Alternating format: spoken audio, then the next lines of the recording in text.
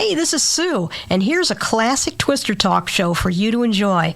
Come along with us as we dig into the archives. And as always, thank you for listening.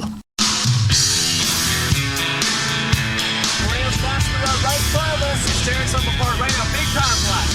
Shoot, I think a semi got flipped. Are you okay? Hey, there's big rail cover. We gotta go, sir. Hang in the cut. Gary, we're in Newcastle right now, and north of us, thing is still on the ground. There's lots of debris in the air right now. Lots. You need to be below ground shelter. I hate Oklahoma.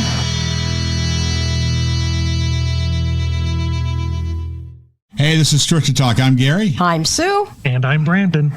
That's right. And we love ourselves so much that we literally forgot to announce the show. Yeah, we just there you go. There you go. We're done. So now you know who we are. Deal with it. Hey, I thought we'd take a few minutes on this show. Want to talk about some, we've done it before, but there's been a couple things that I want to discuss about books and other things. And first of all, those of you who might be fellow weather geeks probably know Thomas Grisloss's name. It was Grisoulas. Grisoulas, yeah, I'm sorry, Grisoulas. Yeah. I always get that wrong. I know. I am bad at that. It's okay, but Tom, you'll be hearing from him. Yeah, but Tom wrote a great book years ago. A classic book. Called Significant Tornadoes. Yes. And it went from 16-something to 1989 or 90. Something like that. It's a huge book, too. It's It's about 3.5 or 4 inches thick. Yeah, it's a great book. It references every major tornado incident in America. Everyone he could find. Yep. And then he put out a little addition to it, which I have a copy of. It covers 1991 through 95. And so that's nice to have. But then he announced, I'm going to work on an update of the book, and it's going to be out in 2019. Well, 2019 passed. Came and went. Then 2020 passed. Came and went. 2021 passed. Came and went. 2022. Etc. Now we understand that I have heard that this summer he will have the book finally out. It will cover up to 2021, and it will be available sometime in the summer.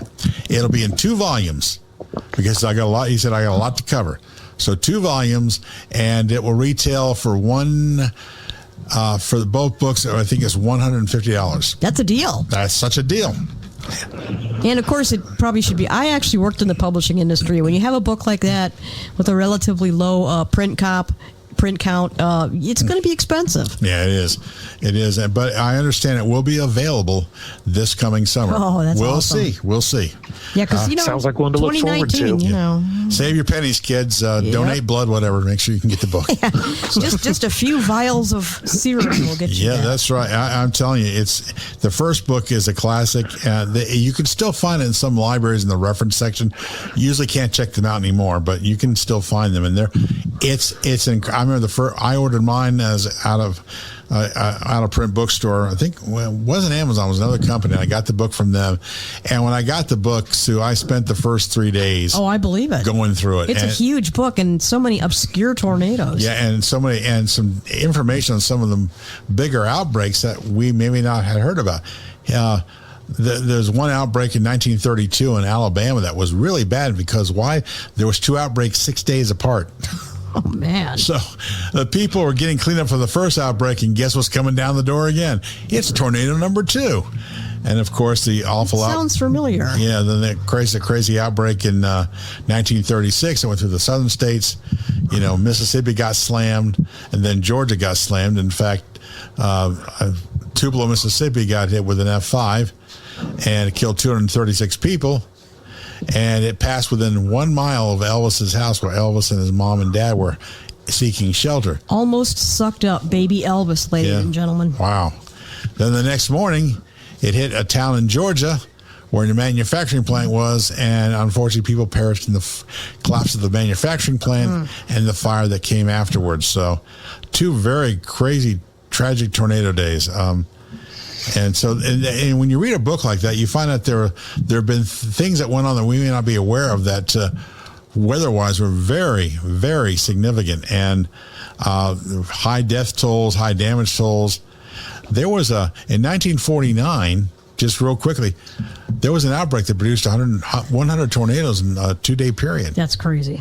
And, of course, it's not as well documented as the ones we've had since then, so it makes it kind of hard to do. But significant tornadoes, you can check Amazon or check other book publishers online, and you should be able to hopefully reserve a copy. He said he's going to be able to. You should be able to reserve them sometime at the end of April or May. We'll see if that happens. But we thought, just for a moment, we talk about some great books out there. Well, we've talked about them before, but there's a couple of books I wanted to add to the mix. And the first one is, this is a good book for Ohioans, but it's also a good book for anybody who loves weather and has a good overview. The book is called Thunder in the Heartland. And yes, good book. By Thomas Schmidlin. He wrote this book. It covers all kinds of weather in Ohio, not only severe weather, but the blizzards, the cold waves, the heat waves, drought, things like that. And he details some very good stories and very good information. Yeah. His chapter on the super outbreak, not chapter, but his stories on the super outbreak from Xenia to Cincinnati and places like that, worth reading because it does a good job. It's a brief overview, but he talks about tornadic storms. He talks about the great heat waves. The article he puts together on the heat wave of 1934, or July of 34, which is actually the worst we've ever had in Ohio, where it hit 114 degrees and it was hot down near Gallipolis, and that was the hottest temperature ever recorded in Ohio. That was the day Columbus hit 106, Cincinnati hit 110, and remember back in 1936, air conditioning was not. I don't think if it was around, it was about the only place you might have found air conditioning was, for example, in a movie theater. Yeah, so people were talking about they would sleep on their porches at night. Anywhere, because it only dropped. Sometimes it didn't drop out of the 80s at night. I can't imagine that. So that was a bad heat wave, and then the great cold wave we had, which affected everybody across the country, and the Arctic outbreak of 1899, which did affect Ohio because the lowest temperature Ohio ever recorded was 39 degrees below zero. Oh my God! Down by Athens. Wow, that's yeah. And Athens being southeast Ohio, they're not really accustomed to temperatures that cold. It was incredible. That's it. Now, question on that one, Thunder in the Heartland, that really doesn't cover many events after about the 1990s, and of course Ohio's experienced other significant events since then. Any word on whether he or somebody else in that vein are going to do an updated book and cover things that have happened since the 2000s? As of now, I would say no, because I remember the last big issue the last big story they do talk about is the Shadyside flood, which in 1991, which is extremely tragic. But that's about the latest one. As far as I know, there's never been any inkling about them updating the book or doing anything else. Again, right now it's been out of print as a used book. You could check their used book stores online, Half Price Books, a couple of other publishers would be worth looking at. It's a book worth owning, especially if you live in Ohio, because it really details a lot of the weather events in Ohio, but also for anybody who likes weather, because it just does a great job, because many of the events that hit us hit everybody around us. Yeah. And so it's worth reading. So those are two books that I can recommend. And yes, we are going to recommend a book by Reed Timmer. Oh my Into God. the Storm by Reed Timmer. That's a very good book. It's a very good book, which tells me it was ghostwritten. But anyway. Oh, poor Reed. We're always picking on him, but we like him. We like him anyway. No, it's a very good book. It details his earliest travels and extension with tornadoes, including his fun ride in May of '99 watching Oklahoma. And he tells himself many times, and us reading it's like, I shouldn't have been there and did that, but I did. And it's like, yep. Reed is driven into some very interesting experiences at the time.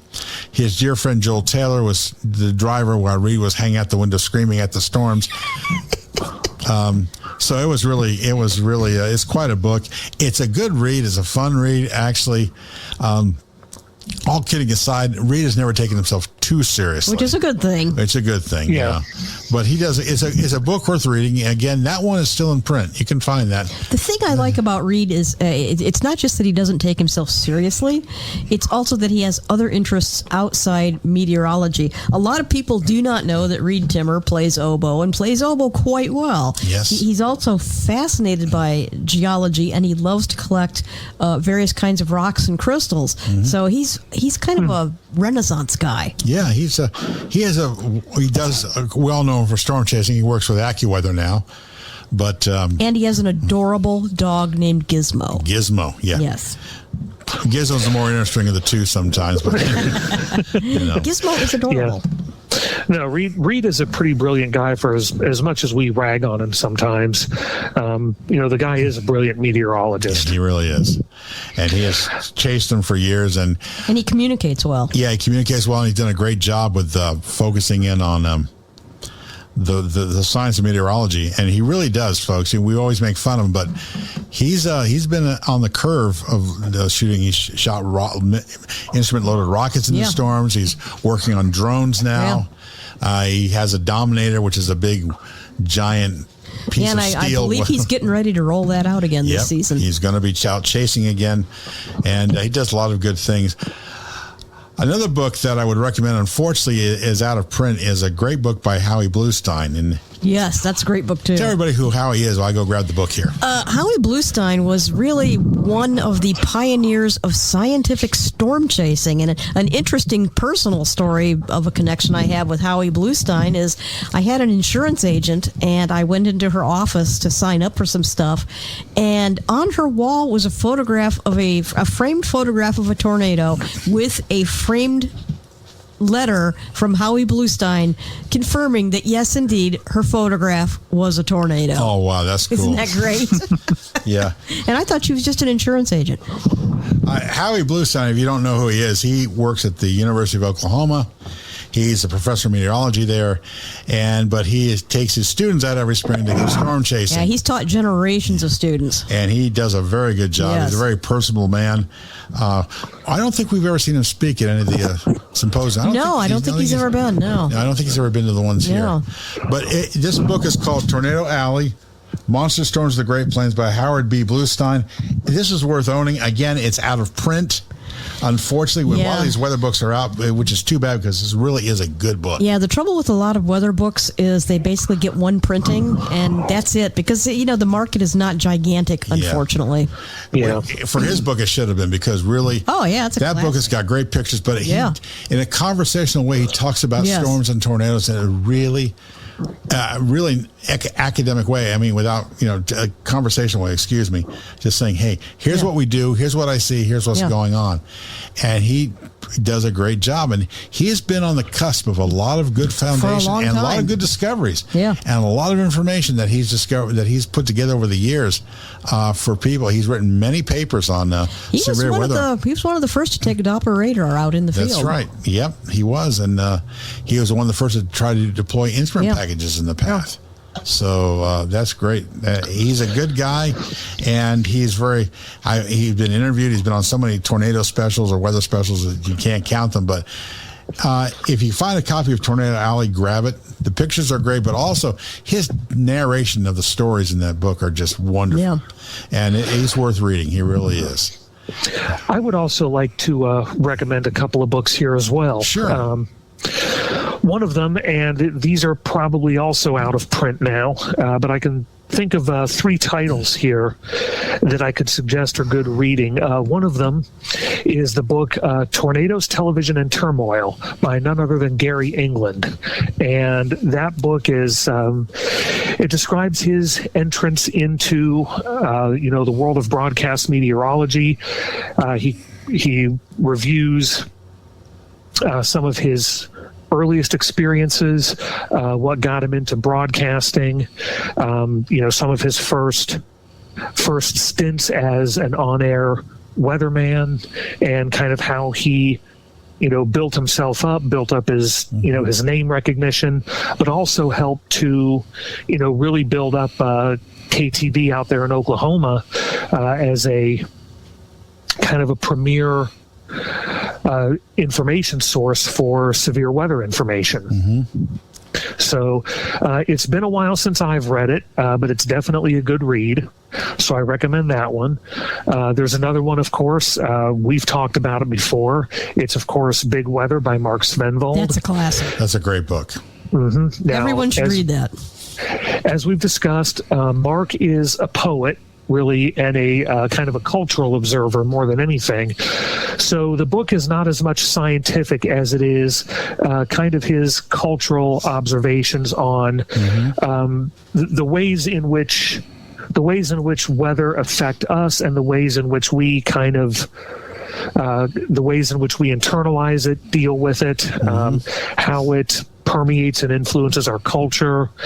He deals a little bit with some of the media aspects of it, Right. kind of, how we tend to sensationalize, especially severe weather events. So there's another one that's worth reading. And I'm going to point out one more. Okay. I read this book when I was a kid. It is the book Night of the Twisters. Now, it is not a scientific book. This is more of a novel. It does tell the story of the Grand Island, Nebraska tornadoes. Right. It has been some time since I read it, but this is more just telling of some personal stories of people who lived through the tornado. Right. Like I said, it's written in novel form, so there may be some some embellishments and some liberties taken there, but it's if you want something that's going to tell you a story about storms that actually took place, but that's also kind of a personable and easy read, that's a book I could recommend. Oh, good. An upcoming show on Twister Talk, we're going to talk about the Grand Island, Nebraska, in 1980, which is a very weird severe weather setup, but how that city and that area got walloped by not just one, but a bunch. I won't tell you how many now because that'll be a surprise, but it was incredible. It'll be a surprise. It was a great story, and I've watched some interviews with it over the years, and it's a good book. If you get a chance to read it, pick it up. And any other books come to mind that I think we've covered everything. I think we've covered several. I have another one I'm going to cover later, but I need to reread it. Oh, there you go. Because I read it about 20 years ago, and it was quite interesting, but I need to reread it. Yeah. Do not buy Chuck Dozzle's I Yell at Tornadoes. That's. I wish he would write a book because I think it would be I think fascinating. it'd be very good, and we're just teasing. Love you, Chuck. Love you, Chuck. You probably don't like us, but That's fine. That's all right. Well, listen, that's all we have on this edition of Twister Talk because it's time to move on and let you get back to your normal activities. Yes. It might be time to barbecue. You never know. It could be. That'd be great. Invite us over. All right, for Twister Talk, I'm Gary. I'm Sue. And I'm Brandon. All take care and enjoy your day.